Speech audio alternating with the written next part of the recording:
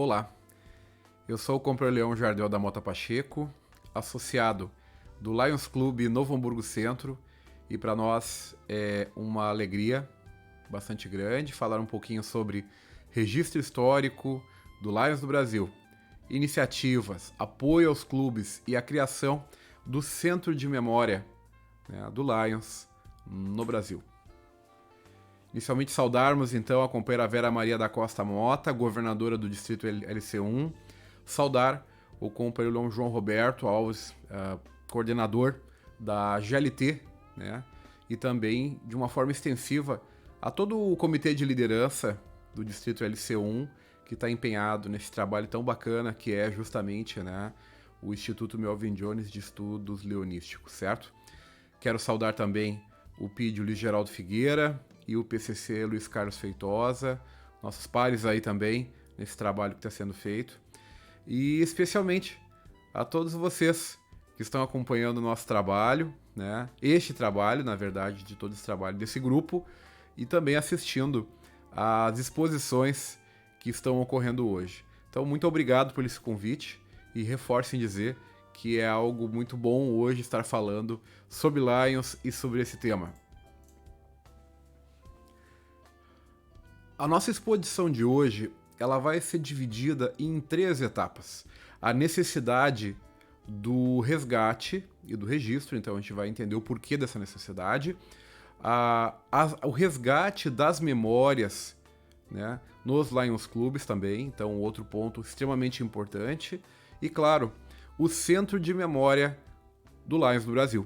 Aí justamente o trabalho que está sendo feito, né, por um grupo que foi designado para essa tarefa, então estaremos falando também a respeito disso, ok? Primeiramente, qual a importância, né, de se preservar a história? Assim como um patrimônio histórico, ok, na comunidade, a nossa história da associação está ligada também a uma constituição de memória coletiva, considerando que é por meio da memória que nós nos orientamos para entender o passado, o comportamento do nosso grupo, seja ele local ou global. Esse estímulo da memória também contribui para a formação de identidade, a retomada das raízes, a compreensão de entender de alguma forma como o nosso movimento também opera hoje, né? Então, a memória, de certa forma, pode ser definida também como um combustível da história humana. A história é uma construção social, tá? E por isso a consciência da história e a memória são parte dessa construção, tá? Porque ela permite fixar informações ao longo do tempo e dá a identidade para o ser humano. Nesse aspecto, então, a memória ela permite esse envolvimento que estimula o sentimento e alimenta a necessidade do ser humano saber sobre si, sobre seu passado, sobre seu presente, sobre suas conquistas. Por isso que a memória pode então ser definida como um combustível da história humana. Tá? Então, como a gente faz para preservar essa memória? Tá? Para que a memória seja preservada, é preciso conservar fotos, documentos, objetos, organizar os registros dos fatos, ou seja, há necessidade de fazer um acervo, né, e catalogar tudo isso. Os erros e os acertos do passado, eles ajudam a entender e planejar também as ações futuras. Então, é preciso se olhar para as pessoas, né? Porque a história de um lugar ou de um coletivo, né, ele é uma construção que traz em si as marcas, né, dessas pessoas que fazem parte e fizeram parte. Tanto que os fundadores quanto os que continuam trabalhando, eles têm dado a sua contribuição para construir essa história. Então essa é a importância, né, de por que a memória também e por que preservar ela. Tá? Há um conhecimento científico, né, definições de acervos, meios, técnicas, enfim, há toda uma estruturação que é científica, né, para trabalhar na questão relacionada ao resgate de história, acervo, museus também, mas não seria o ponto então máximo do encontro de hoje, mas mencionar que há todo um conhecimento científico por trás disso, ok? E hoje, né, com a tecnologia, a gente pode encontrar vários memoriais e acervos na internet, um dele, né, esse em português, os séculos americanos aí, Ele tem aí uma série de materiais, objetos, cartas, enfim, que foram fotografadas, né? Então, isso é um exemplo de que hoje se torna mais fácil a promoção para um público ainda maior desses acervos, museus, memoriais que podem ser elaborados, né? A interatividade, como esse exemplo dessa imagem, nos permite muito, até interagir com o público que assiste, que observa, né?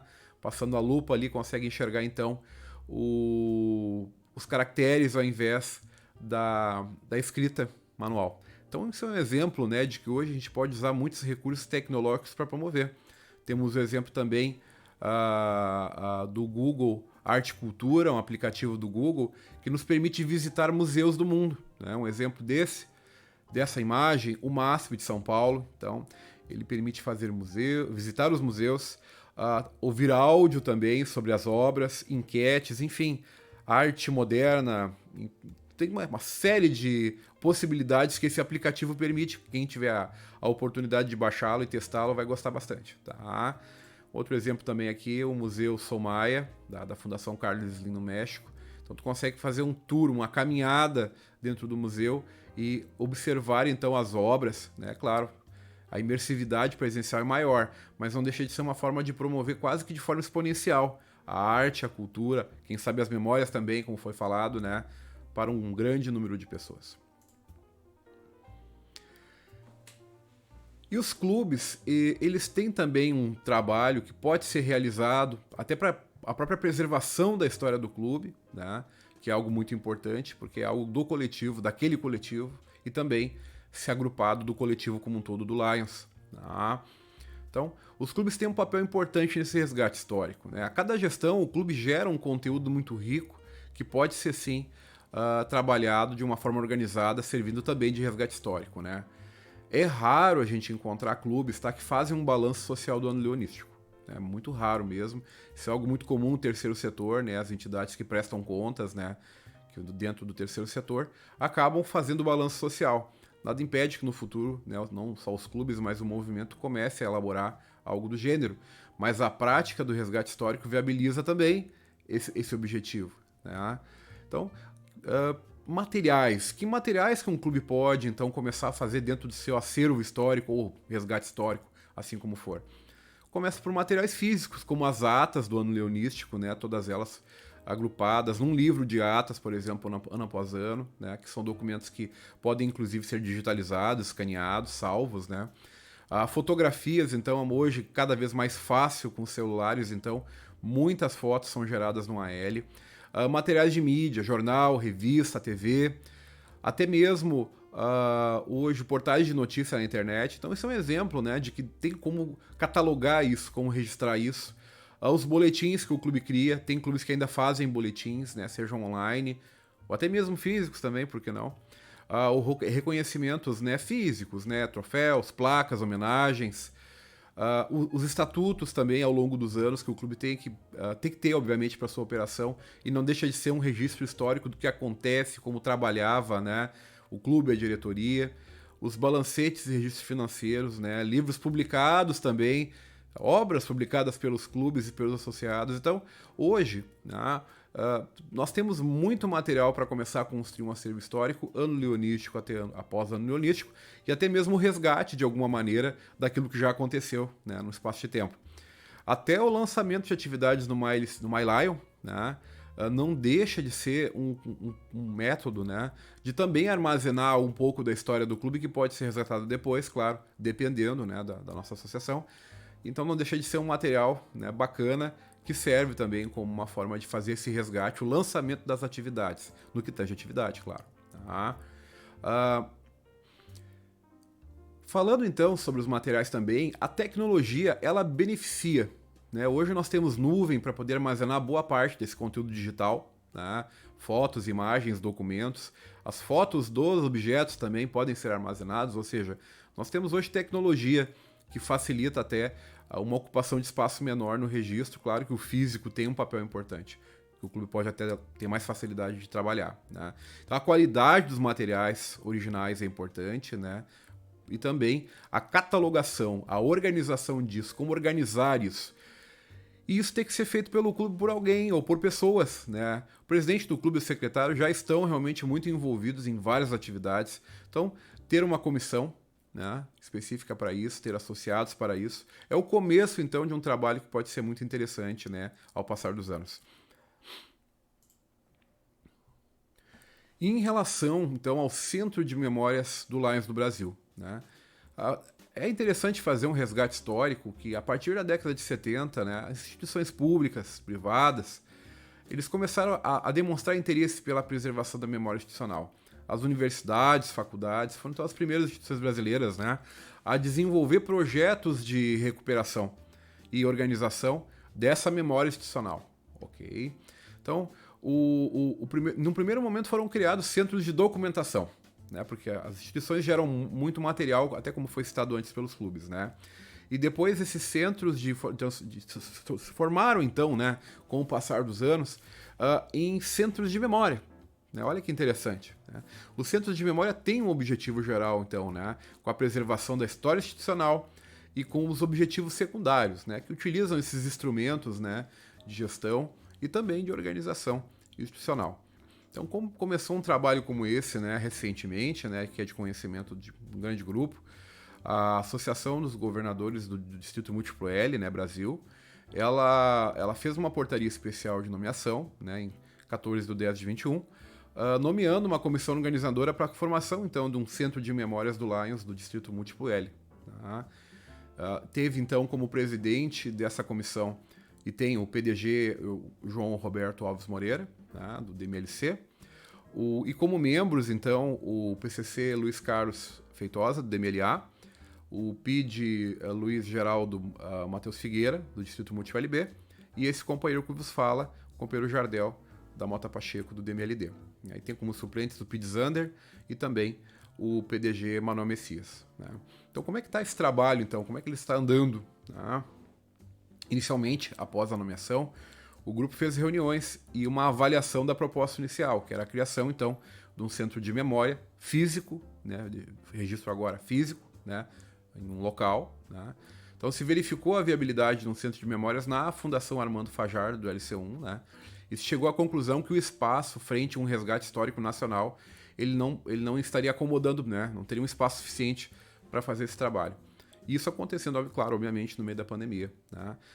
Debates acerca de um espaço físico maior, possibilidades de ter custos de operação, um número de visitantes regulares e as incertezas, então, em relação à mudança do comportamento do público pós-pandemia fez reavaliar a questão de um espaço físico, né, presencial. Né?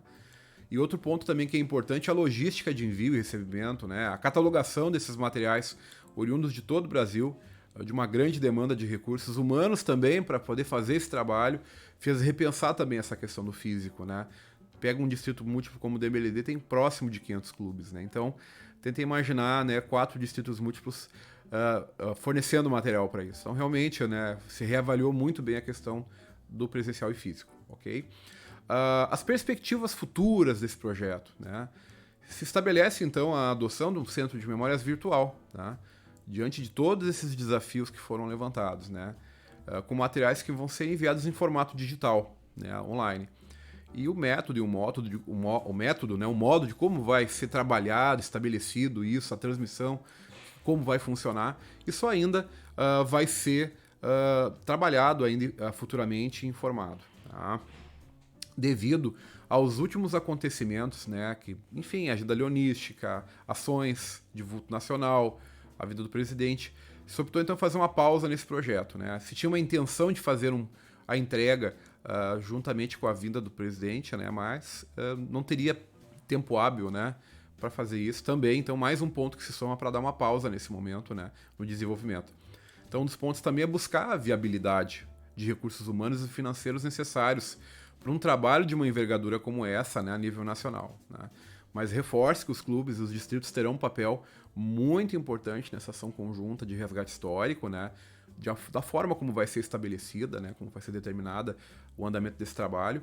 Então, à medida que o projeto ele vai começar ganhando forma posteriormente, né, vai ser informado, então, a forma de trabalho, e os clubes, claro, precisam fazer o seu resgate histórico, indiferentemente da formação de um centro de memórias do Brasil.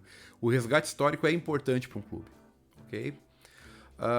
Citou apenas algumas fontes que foram utilizadas na pesquisa da definição, das definições que foram faladas inicialmente.